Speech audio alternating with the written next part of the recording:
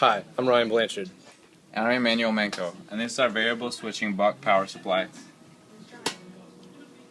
This is the main screen. It's our logo. We're going to start with the keypad. So the user is able to input any voltage between 0 and 30 volts, and this includes one decimal value. So one example would be 2.5 volts. You enter it, and you're able to see it on the voltmeter, and you can also see it on the screen.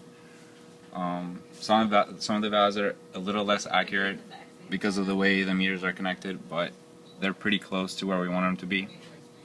So my board is using a PIC 24FJ256 DA210 chip with a graphic accelerator in it, and is using an SRAM as buffer.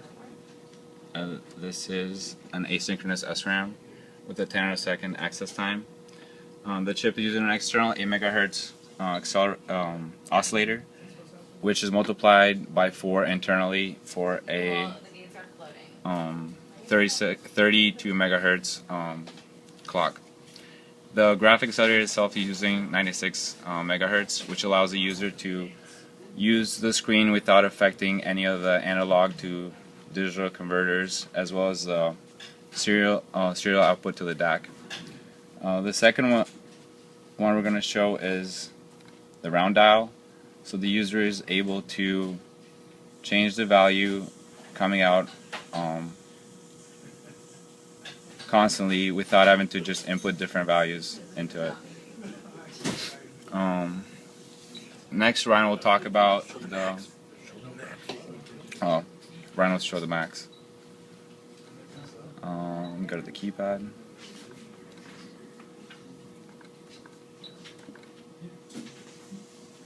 That is the max value that you can output.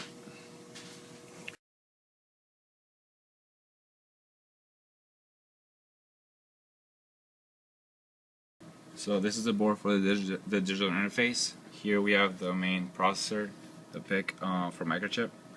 The 512 megabyte SRAM is located over here, and this is the 8 MHz oscillator. The board is protected from any power surge with the 2 voltage regulators, one 5 volts and one 3.3 volts. The 3.3 volts is used to power up the chip and the SRAM, and the 5 volt one is used to power up the LCD screen with a resistive touchpad.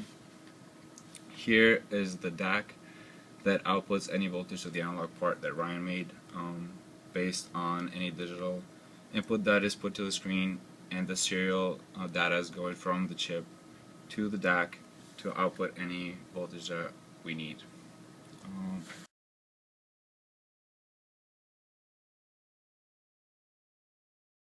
Ready? Alright, we're going to start off talking about the analog portion of this project now. If you look, we have the actual supply plugged into this Variac, which is at 100% right now, and plugged at 120 volts. And that runs to this transformer that we have on the inside right here, which steps it down by a factor of 1/3 and outputs a voltage of around 54 volts because we have the input of 169 because 120 is the RMS value. So I have this power resistor down here, step it down to 50 volt input because that's what I did all my calculations for. And the transformer was a little bit off from that, so I wanted to get what I wanted to get, and so I used that. And then if we look at this circuit here, this displays my use of voltage regulation throughout the entire circuit. I have a Darlington diode here, and this is a 15.5 volt Zener diode that I have from the base to ground, and then I have this 4.7 over here, and then from that I have all the different voltage regulators throughout the entire circuit, and that is right here in the actual circuit itself, and that would be the diode, and this would be my 12 volt, a 5 volt, and we have it says 9 volt on there, but it actually puts out 7.3 because we changed it because it's a variable supply to give his board a better value for what he needed, because we originally thought it was higher than what was necessary.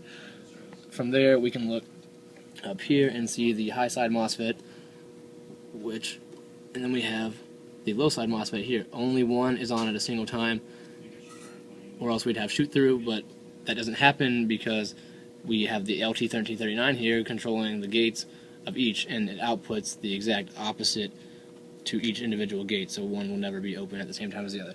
therefore we prevent shoot through. And here's my inductor that I have, it's 41 microhenries.